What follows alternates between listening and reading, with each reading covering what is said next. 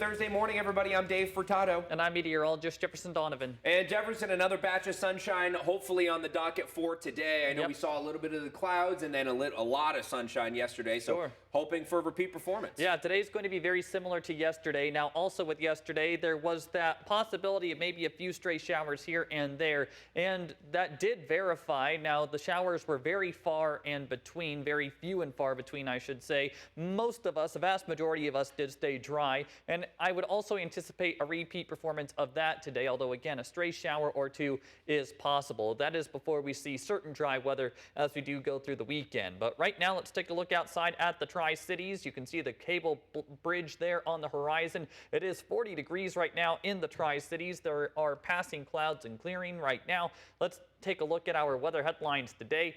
There is going to be the possibility of maybe a stray shower or two today, but a vast majority of us will stay dry and not see any precipitation. The weekend is trending warmer and spring-like. And that is before rain shower chances do return as we get towards Monday. We'll talk more about all three of these weather headlines coming up. Thanks, Jefferson. We begin this morning with some new information out about Washington State Trooper Sarah Clasen, who was involved in a crash that killed a 20-year-old motorcyclist, Jhoser Sanchez. On the night of the crash, Clasen refused to undergo any field sobriety tests and also refused a preliminary breath test. So officers had to submit for a warrant to draw her blood. The lab results showed that Clasen's alcohol level was more than double the legal limit at 0.17. So it's going to be, fire's still working on them right now. Vehicle is going to be Sarah. Not motorcycle, but the SUV. She was just turning left in here to go home. She said she didn't even see him. Now, in reports, investigators say Clasen may have spent several hours drinking at a restaurant before she picked up a pizza and headed home. As of March 13th, Clasen still hasn't been formally charged, but we have reached out to the Spokane County prosecutor handling the case. Switching gears this morning, expect some smoke in parts of Kittitas County over the weekend. It's nothing to be concerned about, though. Kittitas Valley Fire and Rescue will be conducting wildland fire training. Now, the training will take place at Bowers Field this Saturday. Fire leaders say the exercise provides valuable training in a realistic setting for those firefighters, adding the burn is subject to change based on weather conditions. And after just 1 year in office, Ezekiel Morfin has resigned from his position on the Toppenish City Council due to a family medical emergency. Morfin made the announcement on March 12th, expressing his need to step down to focus on his family's well-being. Though leaving the council, he plans to continue working with local and state organizations. With his resignation, the city is now seeking applicants to fill the vacant position for a seat. Interested candidates must be registered voters in Toppenish and apply by April 18th. The new appointee will serve until November 25th unless elected to the position. And leaders with both the city of Yakima as well as Yakima County are teaming up to help bring more flights to the Yakima airport. KIMA's Anissa Williams tells us what's in the works. I just want to reassure anyone who may be concerned that the funds coming from the city are in no way connected with the pool or the community center or anything else. This is directly from the federal government. The funding will create a $1 million pool aimed at offering a minimum revenue guarantee to airlines. The goal? To cover potential losses if new routes don't perform as expected. The city has pledged $500,000 for this year, with Yakima County matching that amount over the next 3 years. That $500,000 is from a U.S. Department of Transportation grant that we applied for in 2023 and was awarded. And that money was fenced to support the first minimum revenue guarantee with Alaska Horizon.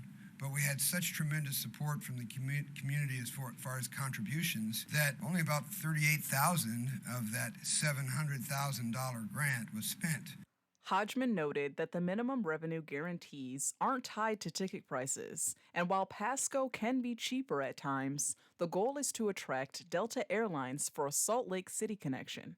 This requires significant investment from Delta, so the $1 million incentive is meant to encourage them. I think Salt Lake City is a good choice because there's a lot of business interchange with Salt Lake City, but also it's a point at which people can go to Salt Lake City and oftentimes get a better flight east than out of Seattle. The council asked what would happen if the airport can't secure its share of funding.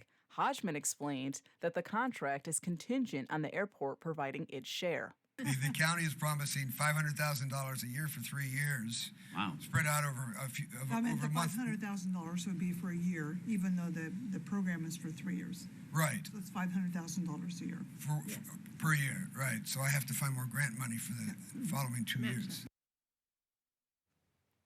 KIMA's Anissa Williams, thank you. And as the city moves forward with these efforts, leaders encourage you to continue supporting flights out of Yakima to make the airport more attractive to airlines.